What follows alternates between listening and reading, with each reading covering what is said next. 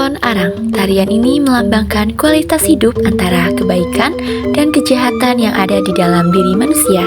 Selain sebagai gambaran perjuangan dan kekuasaan perempuan yang berani melawan penindasan, tarian Calon Arang ini mengandung pesan moral tentang keadilan, penindasan, dan pengendalian diri.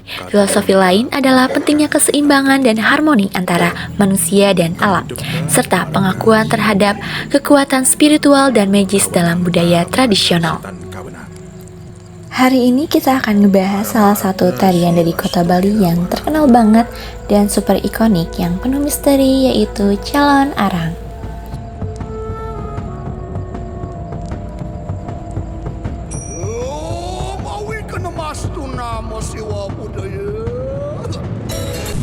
Halo teman-teman, aku Tania. Sekarang aku bakal mulai jelasin dulu mengenai sejarahnya.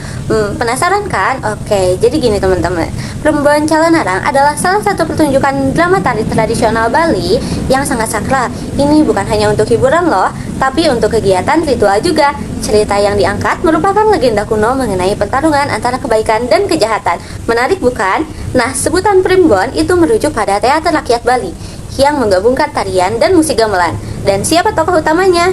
Iya, betul, si Calon Arang, seorang janda atau penyihir yang hidup pada sekitar abad ke-12. Dia sangat marah akibat tidak ada yang mau menikahi anaknya. Dia pun meluapkan amarahnya dan menyebabkan kerajaan Daha terkena wabah berat. Raja Erlangga kemudian meminta bantuan dari seorang pendeta sakti, Empu Barada, lalu muridnya Bahula diperintahkan untuk berpura-pura jatuh cinta pada Ratna, menikahinya, dan diam-diam mencuri kitab sihir milik Calon Arang. Begitu kitab itu hilang, kekuatan Calon Arang langsung melemah, dan ia akhirnya dapat dikalahkan. Umumnya, pertunjukan ini diadakan di pura pada tengah malam. Makanya, kenapa suasananya sangat magis. Terkadang ada penari yang memasuki trance. Hingga kini, kisah Calon Arang masih ditampilkan dalam berbagai bentuk seni. Bahkan untuk wisatawan juga. Nah, selanjutnya kenalin aku Cindy. Di sini aku bakal jelasin mengenai kostum para penari yang benar-benar memang punya nuansa mistis dan tradisional Bali yang langsung membawa kita ke dunia yang penuh misteri.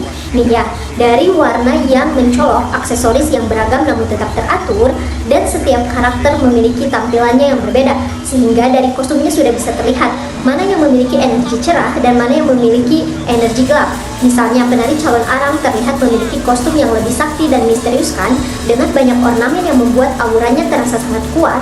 Sementara itu pemeran lainnya mengenakan warna cerah dan memiliki gerakan yang lebih fleksibel. Jadi waktu kita lihat nih suasananya itu kayak kontras, tetapi tetap cocok.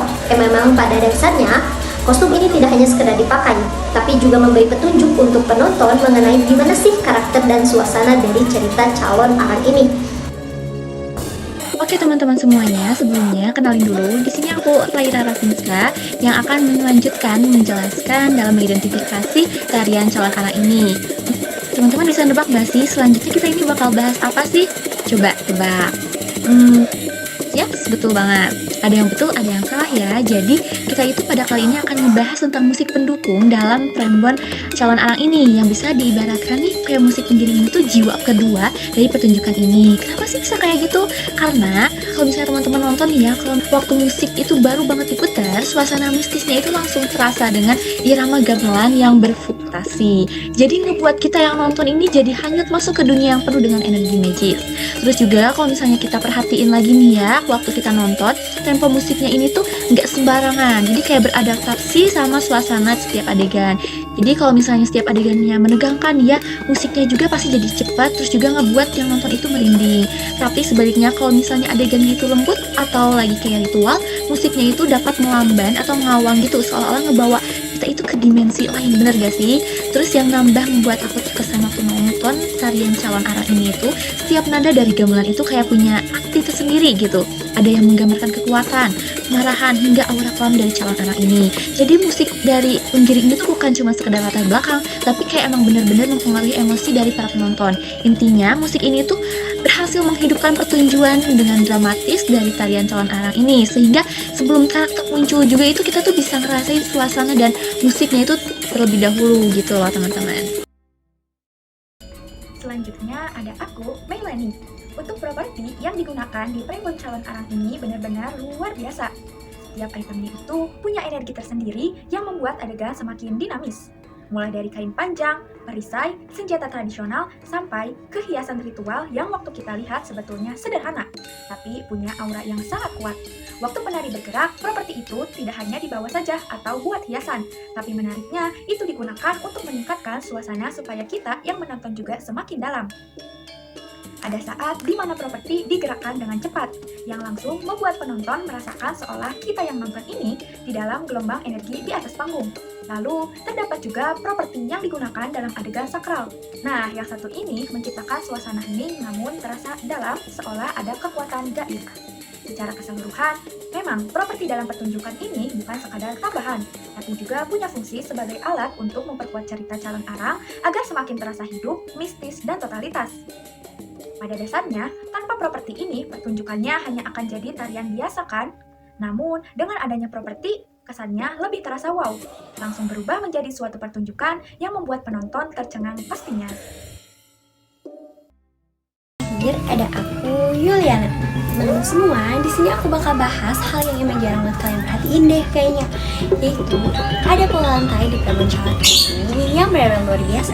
Tanpa kalian sadari, dari awal sampai selesai, gerakan yang ditampilkan terasa terencana dengan rapi, tetapi tetap memberikan efek wow yang membuat penonton terkesan. Para penari itu nggak cuma berdiri atau bergerak biasa, tapi nih ya, mereka yang cepat berubah. Terkadang menyebar, terkadang berkumpul, kemudian tiba-tiba membuat lingkaran yang sangat mistis.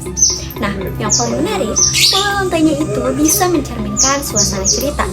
Waktu momen tegang, mereka menciptakan pola zigzag dan pergerakan cepat. Lalu di saat suasana sakral, pola menjadi lebih rapat dan teratur, seolah mereka membentuk lingkaran ritual yang sangat kuat. Dan ketika karakter utama muncul, formasinya langsung spasial terbawakan, seolah memberikan jalan bagi tokoh yang memiliki aura yang sangat kuat.